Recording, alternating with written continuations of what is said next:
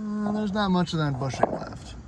Also, this whole piece has been replaced. Area, right? You want a Defender, but you don't have 30, 40 grand. What are you willing to settle for? How many problems are you willing to absorb?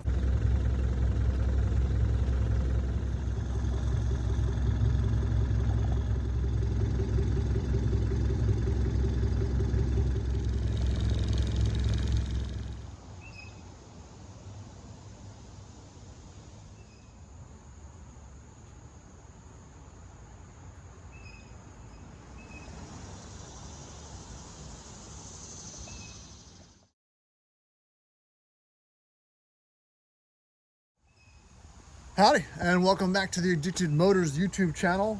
My name is Troy, and welcome back to the Addicted Motors YouTube channel. My name is Troy, and today we're going to talk about D90 Defenders. But before that, I'll show you what else has been going on. Land Cruiser. Don't do a whole lot of Land Cruiser content these days, but I've been fussing with it.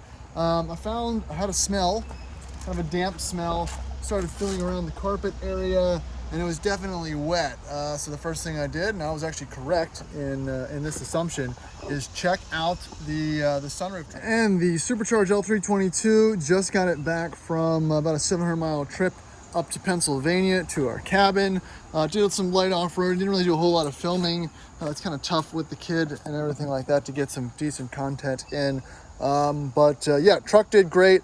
Definitely suffered mileage-wise with the tires and the wheels and the lift and the top box. Also have a little tiny bit of coolant leak coming out of my relief valve of the expansion tank. So I ordered a new, fully new tank for that, because even though I've swapped the actual piece of plastic, it's still leaking. So I think that's just expanded over time. It's original.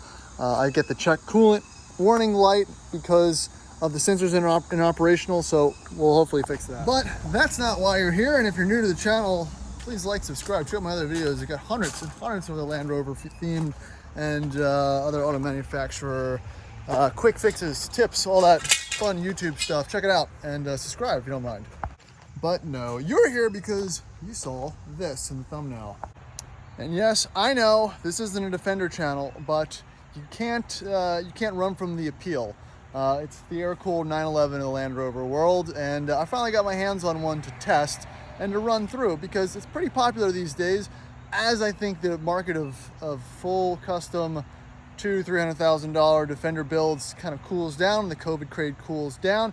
These imports, these unmodified imports, the market on them has also, I would say, softened a little bit. It kind of makes them a little bit more attainable, whereas, during full COVID, full car craze, you'd ask 50, 60 grand for an imported 300 TDI 110. Those are sitting on the market, I think, a little bit longer, and I'm sure some people out there might have some issues with that claim, but they're not selling like hotcakes, I guess, as they once were. And before we go fully into this particular Defender, the kind of theme and the idea of this video is how not to buy an imported D90 or 110 Defender. Only because there's a lot of ways you can get screwed, and I'm not an importation expert, but I have seen a lot of questionably restored trucks, and this kind of falls into that gray area, right? You want a Defender, but you don't have 30, 40 grand.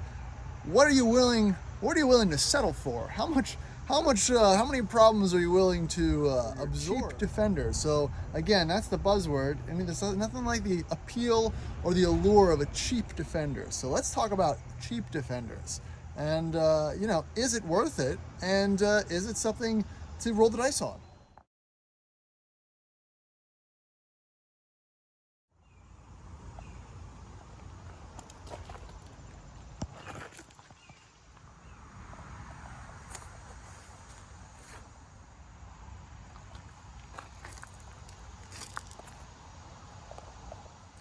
All right, so let's talk about this particular Defender, because, and I'll get into it in a second, but this is both the best and the worst example of a D90 200 TDI. It's 200 TDI 91 that I've come across. And again, you're looking at it right now saying, man, I'd love to own that. That's a pretty good color. I don't know what the Land Rover color is. It's kind of a French blue. If you chocolate British colors. Got the Wolf white wheels on it, KO2s. The top's removed, got the mud flaps. It's a full package, right? Well, yeah, man, for the most part it is, but I'll show you here in a second why it's not all what it's cracked up to be. This particular Defender was purchased by my buddy a couple years ago. He got a really good deal on it, and I'll again show you why I got a good deal on it. A few years ago, drove it around, probably dailied it for a while during COVID. We didn't really need a real car, and has since sold it to my buddy Mike from Sports Car Workshops. He traded some things for it, including a white Disco, which is also for sale if you want a 5-speed white D1, 90, whatever. It's in my videos. Let me know. It's for sale. But now he's got this, right? And you know, Defenders were kind of unattainable for the guys like us, cheap off-road things. So kind of why I got into Land Rovers to begin with. They were cheap. Reliability is meh. Sometimes you roll the dice, get a good one. Sometimes you get unlucky. But it's kind of harder with Defenders just because the entry price is so much higher. And again, this is a 200 TDI imported from England. Not a whole slew of miles on it, but great color, good wheels, good tires. So let's check it out. Let's get a little more in depth with it. So again, if you saw this in pictures, you would be all over it, because I think he paid around 18 grand for it, out the door to get it in here. Not Mike, the gentleman that bought it the first time. So let's do a quick walk around. Again, paint's actually in pretty good condition. If you look on this side, these aluminum doors start to get that bubbling. There's a term for it all throughout there. This window doesn't work anymore. It's since fallen through. The bottom of the doors have started to bubble a little bit, but actually not overall not too bad. As far as the upgrade is concerned, though, we've got these semi-aluminum sliders. I don't know if they're stock or not. They might be, but I don't think so. Again, the Wolf wheels, PFG tires. You've got the front Defender skid plate. Also, it's the same design, but I think I've got one for my D1 as well. Coming around to the front, the paint needs to be buff. It's actually pretty okay. Got some electrical issues. Added an LED marker, which kind of throws everything off. Doesn't work all that correctly. Coming around to the side, again, nothing terminal. The top has been removed. This is not really the correct way to do it. You should add definitely some type of roll bar, support, bikini bar, whatever you want to call it. And the tailgate, again, it's all kind of integrated, has also been removed. But it definitely changes the nature of this truck and makes it 18 times more fun to drive. I'd wager this is probably, in this configuration, if you put a roll bar on it, more interesting and more fun to drive than an air-cooled 911. But like all things in life, the older and the simpler they get, the more expensive they get. And the newer, more complicated they get, also the more expensive they get. But, on your curve of depreciation, that older, simpler, more expensive might cost less, depending on how you buy it over the long term, if there's been some maintenance done, seeing how the technology will only increase the expense overall. So that's really one of the major appeals of these things. And it's just a good looking thing, right? It's just, it's boxy, it's fun, there's no top on it, and it's a good time. But let's jump into some of the issues of this particular model. So I got the glasses off now. Let me take you in and we'll check out what's going on. Let's talk about frame repair. So this is the kind of stuff that you could see that if you don't get very good in-depth PPIs or inspections from whoever you're importing it from, and the average person might not see things like this. But this frame has more holes in it than a piece of Swiss cheese. It looks like the rear frame member has been replaced, which is then not a bad thing, but it, like all things in life, it gets worse. There's not much of that bushing left. Also, this whole piece has been something which I've never really seen on a frame before. That's impressive. So again, this kind of goes to my theory of don't trust the paint. Oh, I didn't see that before. Is there any? Oh man, that's actually a little worse than I remember for the sake of this video. Oh boy. Yeah, so that rear arch is not great. Actually pretty terrible as well. Coming around to the back, actually seems to be mostly intact, but that's because it's usually easy to just replace that back bumper.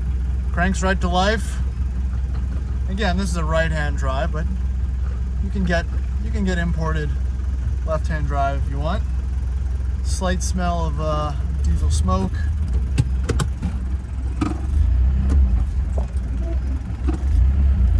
And we're off.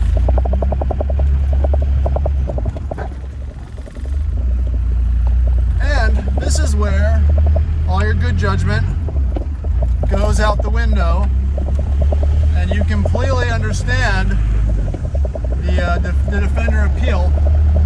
Because just like that, you're cruising, and this person just pulls out right in front of me and almost hits me, and I would have died, which is great. That adds to the experience. I've got no roll cage, I've got heavy bars on this side, and I've got a hard steering wheel and an unpadded dash. Amazing.